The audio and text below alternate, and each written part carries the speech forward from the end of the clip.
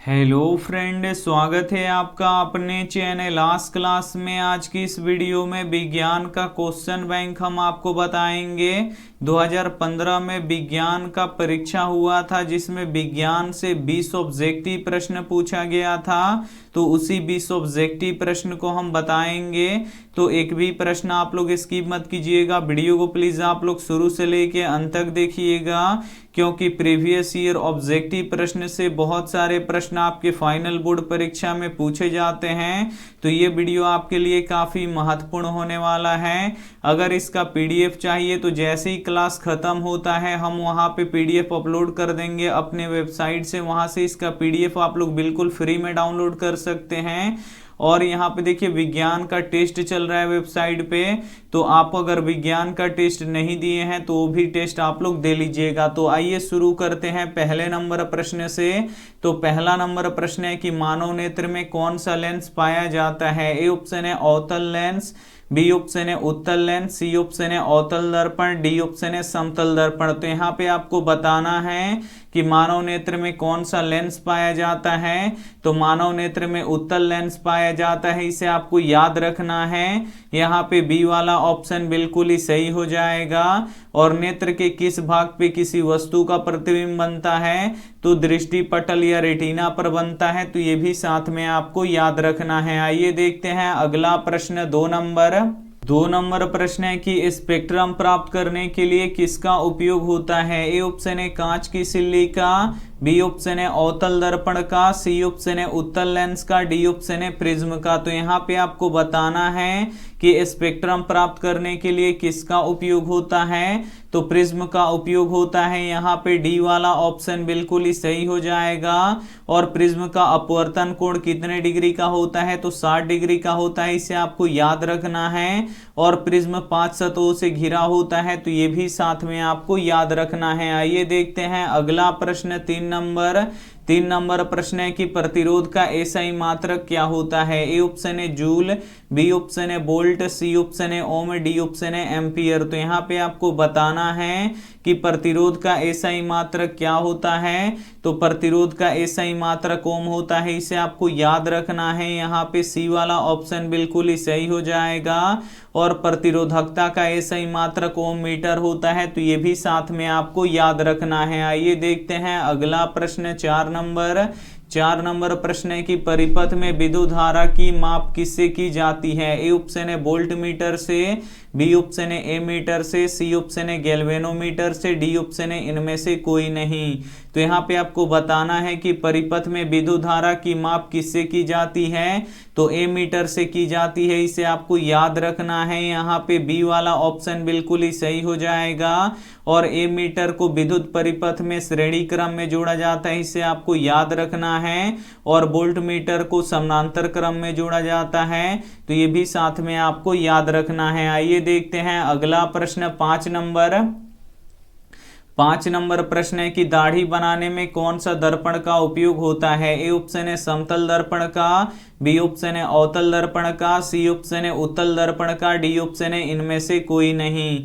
तो यहाँ पे आपको बताना है कि दाढ़ी बनाने में कौन सा दर्पण का उपयोग होता है। तो अवतल दर्पण का उपयोग होता है, इसे आपको याद रखना है। यहाँ पे बी वाला ऑप्शन बिल्कुल ही सही हो जाएगा। और मोटर गाड़ी के साइड मिरर में किस दर्पण का उपयोग किया जाता है, तो उत्तल दर्पण का उपयोग किया जाता है।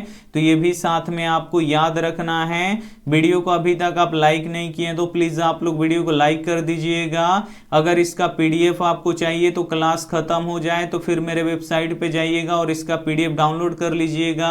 अगर आपको ऑनलाइन टेस्ट देना है, क्लास करना है और अभी तक आप हमारे ग्रुप में नहीं जुड़े हैं व्हाट्सएप ग्रुप में, तो ये हमारा व्हाट्सएप नंबर है, इस पे आपको बोल देना है कि सर हमें ग्रुप में जोड़ दीजिए, तो हम आपको ग्रुप में जोड़ देंगे। आइए देखते हैं अगला प्रश्न, 6 नंबर प्रश्न है कि किस उपकरण में धन और ऋण आवेश का चिन्ह नहीं होता है। ए ऑप्शन है एमीटर में, बी ऑप्शन है वोल्ट मीटर में, सी ऑप्शन है कुंडली में, डी ऑप्शन है विद्युत सेल में। तो यहाँ पे आपको बताना है कि किस उपकरण में धन और ऋण का आवेश का चिन्ह नहीं होता है। तो कुंडली में नहीं होता है, इसे आपको याद रखना है। यहाँ पे सी वाला ऑप्शन बिल्कुल ही सही हो जाएगा। ये देखते हैं अगला प्रश्न 7 नंबर प्रश्न है कि सरल सूक्ष्मदर्शी में किसका उपयोग होता है। ए ऑप्शन है अवतल दर्पण का, बी ऑप्शन है उत्तल दर्पण का, सी ऑप्शन है अवतल लेंस का, डी ऑप्शन है उत्तल लेंस का। तो यहाँ पे आपको बताना है कि सरल सूक्ष्मदर्शी में किसका उपयोग होता है। तो उत्तल लेंस का उपयोग होता है, इसे आपको याद रखना है। यहाँ पे डी वाला ऑप्शन बिल्कुल ही सही हो जाएगा। ये देखते हैं अगला प्रश्न 8 नंबर प्रश्न है कि नीला थोथा का रासायनिक सूत्र क्या होता है। यहाँ पे आपको बताना है कि नीला थोथा का रासायनिक सूत्र क्या होता है। तो CuSO4 × 5H2O होता है, इसे आपको याद रखना है। काफी महत्वपूर्ण प्रश्न है। यहाँ पे बी वाला ऑप्शन बिल्कुल ही सही हो जाएगा। ये देखते हैं अगला प्रश्न 9 नंबर प्रश्न है कि निम्न में से कौन लवण है। इसमें से आपको बताना है कि कौन लवण है। तो K2SO4 लवण है, इसे आपको याद रखना है। यहाँ पे सी वाला ऑप्शन बिल्कुल ही सही हो जाएगा। और ये जो HCl होता है, इसका पूरा नाम हाइड्रोक्लोरिक अम्ल होता है। ये हमारे पेटों में बनता है, तो ये भी साथ में आपको याद रखना है। आइए देखते हैं अगला प्रश्न 10 नंबर प्रश्न है कि नाइट्रोजन के अणु में कितने सहसंयोजक बंधन होते हैं। यहाँ पे आपको बताना है कि नाइट्रोजन के अणु में कितने सहसंयोजक बंधन होते हैं। तो 3 होते हैं, इसे आपको याद रखना है। यहाँ पे सी वाला ऑप्शन बिल्कुल ही सही हो जाएगा। आइए देखते हैं अगला प्रश्न 11 नंबर प्रश्न है कि संगमरमर का रासायनिक सूत्र क्या होता है। काफी महत्वपूर्ण प्रश्न है और ये प्रश्न बोर्ड परीक्षा में बार बार रिपीट होता है कि संगमरमर का रासायनिक सूत्र क्या होता है। तो CaCO3 होता है, इसे आपको याद रखना है। यहाँ पे ए वाला ऑप्शन बिल्कुल ही सही हो जाएगा। ये देखते हैं अगला प्रश्न 12 नंबर प्रश्न है कि निम्न में से कौन वन संपदा का उदाहरण है। ए ऑप्शन है मिट्टी, बी ऑप्शन है लकड़ी, सी ऑप्शन है तांबा, डी ऑप्शन है एल्यूमिनियम। तो यहाँ पे आपको बताना है कि निम्न में से कौन वन संपदा का उदाहरण है। तो लकड़ी क्या है, वन है, ये वन संपदा का उदाहरण है। यहाँ पे बी वाला ऑप्शन बिल्कुल ही सही हो जाएगा। आइए देखते हैं अगला प्रश्न 13 नंबर प्रश्न है कि चीनी का रासायनिक सूत्र क्या है। इसमें से आपको बताना है कि चीनी का रासायनिक सूत्र क्या होता है। तो C12H22O11 होता है, इसे आपको याद रखना है। ये चीनी का रासायनिक सूत्र होता है। यहाँ पे सी ऑप्शन बिल्कुल ही सही हो जाएगा। और ग्लूकोज का रासायनिक सूत्र क्या होता है। तो C6H12O6 होता है, तो ये भी साथ में आपको याद रखना है। आइए देखते हैं अगला प्रश्न 14 नंबर प्रश्न है कि सोडियम कार्बोनेट के जलीय घोल में मिथाइल ऑरेंज के घोल को मिलाने पर घोल का रंग बदलकर कैसा होता है। तो घोल का रंग बदलकर पीला हो जाता है, इसे आपको याद रखना है। यहाँ पे ए वाला ऑप्शन बिल्कुल ही सही हो जाएगा। 2015 में जो विज्ञान का परीक्षा हुआ था उसमें 20 ऑब्जेक्टिव प्रश्न पूछे गए थे, तो उसी 20 ऑब्जेक्टिव प्रश्न को हम बता रहे हैं। तो एक भी प्रश्न आप लोग स्किप मत कीजिएगा। वीडियो को प्लीज आप लोग शुरू से लेके अंत तक देखिएगा। और वीडियो को अभी तक आप लाइक नहीं किए हैं तो प्लीज आप लोग वीडियो को लाइक भी कर दीजिएगा। आइए देखते हैं अगला प्रश्न 15 नंबर प्रश्न है कि स्वपोषी पोषण के लिए आवश्यक है। ए ऑप्शन है CO2, बी ऑप्शन है क्लोरोफिल, सी ऑप्शन है सौर प्रकाश, डी ऑप्शन है इनमें से सभी।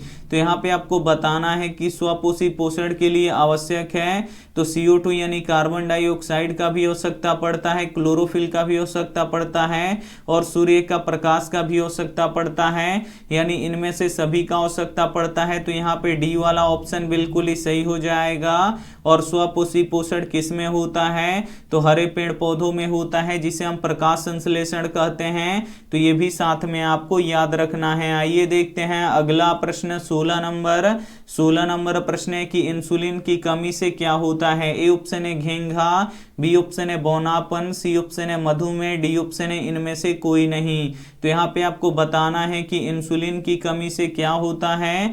तो इंसुलिन की जब कमी हो जाती है शरीर में तो मधुमेह रोग होता है, जिसे हम शुगर रोग भी बोलते हैं। यहाँ पे सी वाला ऑप्शन बिल्कुल ही सही हो जाएगा। और शरीर में जब आयोडीन की कमी हो जाती है तो घेंघा रोग होता है, तो ये भी साथ में आपको याद रखना है। आइए देखते हैं अगला प्रश्न 17 नंबर। 17 नंबर प्रश्न है कि खुला परिसरण तंत्र किसमें पाया जाता है। ए ऑप्शन है मनुष्य में, बी ऑप्शन है कॉकरोच में, सी ऑप्शन है घोड़ों में, डी ऑप्शन है ऊंट में। तो यहाँ पे आपको बताना है कि खुला परिसरण तंत्र किसमें पाया जाता है। तो कॉकरोच में पाया जाता है, इसे आपको याद रखना है। यहाँ पे बी वाला ऑप्शन बिल्कुल ही सही हो जाएगा। और कॉकरोच में लाल रक्त कणिकाएं नहीं पाई जाती हैं, यानी आरबीसी नहीं पाया जाता है, इसमें हीमोग्लोबिन नहीं पाया जाता है। तो ये भी साथ में आपको याद रखना है। आइए देखते हैं अगला प्रश्न 18 नंबर।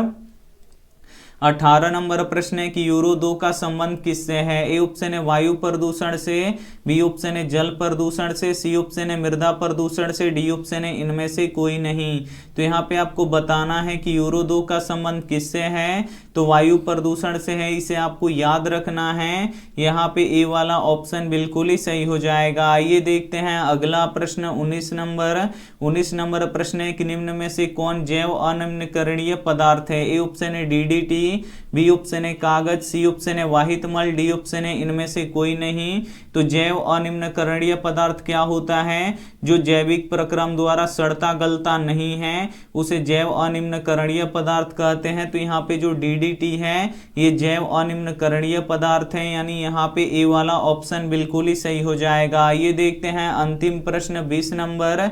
20 नंबर प्रश्न है कि क्लोरोफिल वर्णक का रंग कैसा होता है। ए ऑप्शन है हरा, बी ऑप्शन है नीला, सी ऑप्शन है लाल, डी ऑप्शन है सफेद। तो यहाँ पे आपको बताना है कि क्लोरोफिल वर्णक का रंग कैसा होता है। तो हरा होता है, इसे आपको याद रखना है। यहाँ पे ए वाला ऑप्शन बिल्कुल ही सही हो जाएगा।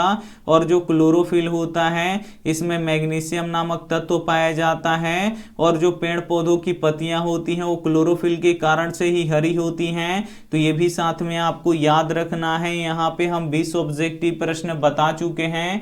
अगर इसका पीडीएफ चाहिए तो जल्दी से जाइए आप लोग हमारे वेबसाइट पे, वहां पे इसका पीडीएफ अवेलेबल है, तो आप लोग वहां से डाउनलोड कर लीजिएगा। और यहाँ पे देखिए वेबसाइट पे विज्ञान का टेस्ट चल रहा है ऑनलाइन, तो आप लोग विज्ञान का भी टेस्ट दे लीजिएगा। 8:30 बजे तक अंतिम समय रहेगा। और अगर आप 8:30 बजे के बाद टेस्ट देते हैं तो आपका रिजल्ट में नाम नहीं आएगा। तो जल्दी से टेस्ट दे लीजिए, अभी आपके पास टाइम है।